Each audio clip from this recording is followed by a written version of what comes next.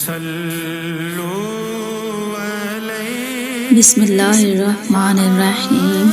نبی کریم صلی اللہ علیہ وآلہ وسلم نے ان سے حجۃ الوداع میں فرمایا کہ لوگوں کو بالکل خاموش کر دو تاکہ وہ خوب سن لیں۔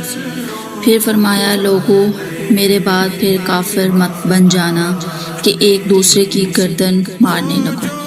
نوح بکالی کا یہ خیال ہے کہ موسیٰ علیہ السلام جو خضر علیہ السلام کے پاس گئے تھے وہ موسیٰ بنی اسرائیل والے نہیں تھے بلکہ دوسرے موسیٰ تھے۔ یہ سن کر ابن عباس رضی اللہ تعالی عنہ بولے کہ اللہ کے دشمن نے جھوٹ کہا ہے۔ ہم سے عابی بن کعب رضی اللہ تعالی عنہ نے رسول اللہ صلی اللہ علیہ وآلہ وسلم سے نقل کیا کہ ایک روز موسیٰ علیہ السلام نے کھڑے ہو کر بنی اسرائیل میں خطبہ دیا تو آپ سے پوچھا گیا کہ لوگوں میں سب سے زیادہ صاحب علم کون ہے؟ انہوں نے فرمایا کہ میں ہوں۔ اس وجہ سے اللہ کا غصہ ان پر ہوا کہ انہوں نے علم کو اللہ کے حوالے کیوں نہ کر دیا۔ تب اللہ نے ان کی طرف وحی بھیجی کہ میرے بندوں میں سے ایک بندہ دریاؤں کے سنگم پر ہے جہاں فارس اور روم کے سمندر ملتے ہیں، وہ تجھ سے زیادہ عالم ہے۔ موسیٰ علیہ السلام نے کہا پروردگار میری ان سے ملاقات کیسے ہو؟ حکم ہوا کہ ایک مچھلی زنبیل میں رکھ لو، پھر جہاں تم اس مچھلی کو گم کر دو گے تو وہ بندہ تمہیں وہیں ملے گا۔ تب موسیٰ علیہ السلام چلے اور ساتھ اپنے خادم یوشع بن نون کو لے لیا اور انہوں نے زنبیل میں مچھلی رکھ لی۔ جب ایک پتھر کے پاس پہنچے دونوں اپنے سر اس پر رکھ کر سو گئے اور مچھلی زنبیل سے نکل کر دریا میں اپنی راہ بناتی چلی گئی، اور یہ بات موسیٰ علیہ السلام اور ان کے ساتھی کے لیے بہت تعجب کی تھی۔ پھر دونوں باقی رات اور دن میں جتنا وقت باقی تھا چلتے رہے۔ جب صبح ہوئی موسیٰ علیہ السلام نے خادم سے کہا ہمارا ناشتہ لاؤ، اس سفر میں ہم نے کافی تکلیف اٹھائی ہے، اور موسیٰ علیہ السلام بالکل نہیں تھکے تھے، مگر جب اس جگہ سے آگے نکل گئے جہاں تک انہیں جانے کا حکم ملا تھا تب ان کے خادم نے کہا کیا آپ نے دیکھا تھا کہ جب ہم صحرا کے پاس ٹھہرے تھے تو میں مچھلی کا ذکر بھول گیا؟ بقول باز صحرا کے نیچے آب حیات تھا، وہ اس مچھلی پر پڑا اور وہ زندہ ہو کر بکارت الہی دریا میں چل پڑی۔ یہ سن کر موسیٰ علیہ السلام بولے کہ یہ وہی جگہ ہے جس کی ہمیں تلاش تھی، تو وہ پچھلے پاؤں واپس ہو گئے۔ جب پتھر تک پہنچے تو دیکھا کہ ایک شخص کپڑا اوڑھے ہوئے موجود ہے۔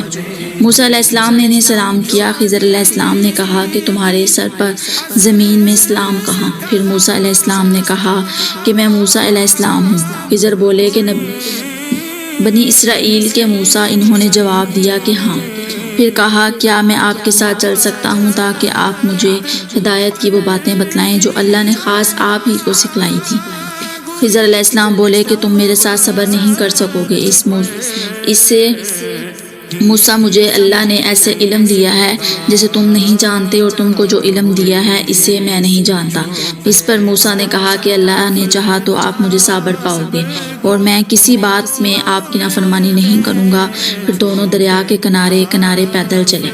ان کے پاس کوئی کشتی نہ تھی کہ ایک کشتی ان کے سامنے سے گزری تو کشتی والوں سے انہوں نے کہا کہ ہمیں بٹھا لو۔ خضر علیہ السلام کو انہوں نے پہچان لیا اور بغیر کرائے کے سوار کر لیا۔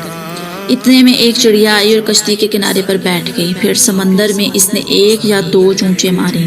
اسے دیکھ کر خضر علیہ السلام بولے کہ اے موسیٰ میرے اور تمہارے علم نے اللہ کے علم میں سے اتنا ہی کم کیا ہوگا جتنا اس چڑیا نے سمندر کے پانی سے۔ پھر خضر علیہ السلام نے کشتی کے تختوں میں سے ایک تختہ نکال ڈالا۔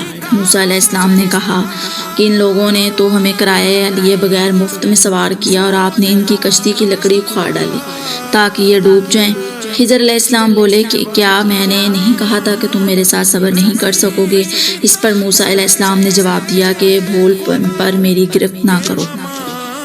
موسیٰ علیہ السلام نے بھول کر یہ پہلا اعتراض کیا تھا۔ پھر دونوں چلے۔ کشتی سے اتر کر ایک لڑکا بچوں کے ساتھ کھیل رہا تھا۔ خضر علیہ السلام نے اوپر سے اس کا سر پکڑ کر ہاتھ سے اسے الگ کر دیا۔